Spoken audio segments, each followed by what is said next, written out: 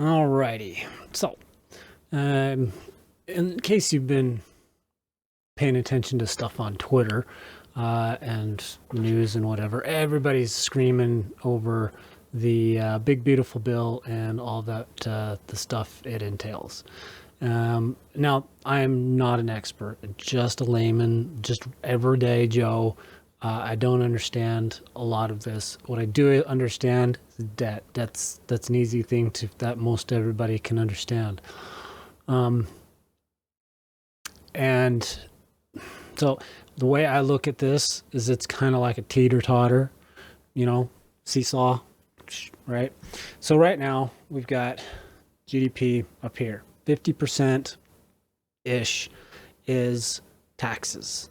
That's our GDP. Okay, that's the gross domestic product. That's what we make as a nation. Almost 50% of it is just tax revenue. Okay, what you and me make and pay to Uncle Sam, that's what our GDP is. Okay, the other some odd percent is domestic manufacturing, agriculture, all the other industries make up the thing. Right now, so what they're trying to do is lower this side so it's not as much taxes, right? That's the $1.6 trillion cut in things. So they're bringing it down a bit. Is it a lot? No, it's not a lot, but it's a start because you gotta play this balancing game and see the balance is like on the head of a pin, right? Got a little pinhead, okay, that you've got to balance all this stuff on, okay? A razor's edge. And you've got to bring the GDP from taxes down so that the GDP, and you got to replace that with the taxes you get, or with the just a raw money that companies make by importing or by manufacturing cars, boats, planes, trains, whatever they are making. And you've got to equalize it out. And so it goes down like this, right? So you're making things that you can export, things that you can sell domestically, microchips, clothes, robotics, whatever it is. You can replace the taxes that make up, remember, almost 50%, not exactly, I think it's like 45 or 46 or something ridiculous. Anyway, almost 50% just taxes. So you got to take that, okay, we want to cut regulations and cut taxes, and we're going to replace that with domestic manufacturing, steel, all those things that Trump is trying to think. So it's this gradual shifting from the gross domestic product being mostly tax revenue to stuff that we can, stuff that we can touch and feel and make and things like that. So that's part of it. Now, can you do it all at once? Absolutely not, right? But it's a delicate balance. In my opinion, it's like, it really is a razor's edge. Okay, you misstep on one thing, on one hand, okay, raising the debt limit another 4 or 5 or 6, whatever crazy number it is, $1 trillion, sure, okay. But I mean, I can understand that you don't, so anyway, I can understand where you're coming. Do you want to raise the debt limit as a fiscal conservative type of guy? I don't want to see the debt limit increased, but at the same time, you can't just default on the loan, so to speak. I don't know. From a layman's perspective, pass the bill. The things that I do not want in the bill, I don't really want SALT deductions in the bill. Can I live with it? Yeah, it's not fair to the other 48 or whatever states that don't have SALT tax deductions. But if it means, and I'll see, if I was a congressman or whatever, this would be a compromise I would be willing to make. Is like, if it means passing the bill or including SALT, just pass the bill. Salt deductions. I don't agree with it. I think it's completely lopsided and one-sided. So you're giving benefits to commie utopia in New York and California, for example, and they get. I mean, it's not a fair balance. But that would be an argument for a bill or a tax bill or something later. All right.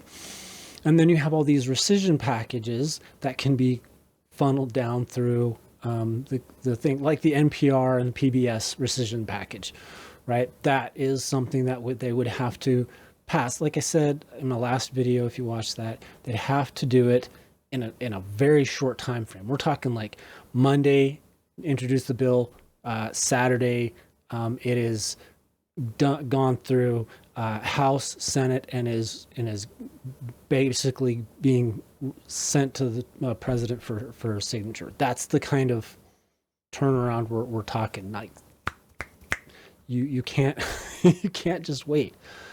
So the 1.6 trillion is good, but the most important part of it is the regulations that get cut. It's a 10-to-1 regulation cut. Okay, the deregulation of the American industry. A lot of these government programs that are in the bill that are getting cut, and like one of the things is revitalizing the workforce. Okay, you currently have a working population that able-bodied can go do work, but they're on government subsidies, Medicaid, etc. The Big Beautiful Bill will put work requirements in place. Not stringent, 20 hours, that's a part-time job at McDonald's, for Pete's sake, right? So maybe you have a mental illness and you're not okay, whatever. But making a work requirement to get government benefits, drug testing, whatever it is, yeah, I'm all for that. If you're able-bodied, you shouldn't be receiving government money. Go get a job, or get help to get a job, or so there's things like that are included. The other thing that I would be absolutely a big fat hairy no on is the AI limitations. Currently, and if you go look at Marjorie Taylor Greene's Twitter account, she highlights this. She's talked about it on a number of different news shows and podcasts and things. Bottom line is 10-year moratorium on suing or bringing lawsuits against AI companies. Okay, that's big. So say, for example, and this is on a state level. Okay, keep in mind this is a state level. So say you had an author in Florida who had his entire movie ripped off wholesale and redistributed via AI. It would be there would be a 10-year ban on bringing lawsuits against that kind of a thing. So if an AI just completely ripped off an entire movie, not changing anything, it just kind of rebranded it and this is mine, and that would be against the rules. The state would not be able to, the person living in Florida or wherever would not be able to sue the AI company for 10 years. Now, to put this in perspective, 10 years to AI currently, in my estimation, is like 500 years. In my estimation, given how fast the pace of AI research has gone, that's like 500 years, right? And I think that's a little conservative in my estimation. Anyway, so pass the Big Beautiful Bill, take out the AI ban. I don't know what else there is, but that's really the showstopper for me personally. I mean, I'm all for AI. It's good. I've used it myself. Lots of people have. But a 10-year moratorium on states being able to exercise their rights to sue, no. and I agree with Marjorie Taylor Greene on this, taking states' rights away, no, absolutely not. That is a dangerous, slippery slope. You do not want to start that, because it's just like the COVID era restrictions. You know, it's like mandatory jabs and all that kind of stuff. That's where that kind of leads, if you see what I mean. So anyway, that's my take on it. Pass the bill, take out a few things, but you know, at the end of the day, I hope people can take out, you know, I don't know. I just hope there's enough people to get it passed. So, because like I said, it's a delicate balancing act. So anyway, like, share, subscribe. That's it. That's all. There is no more.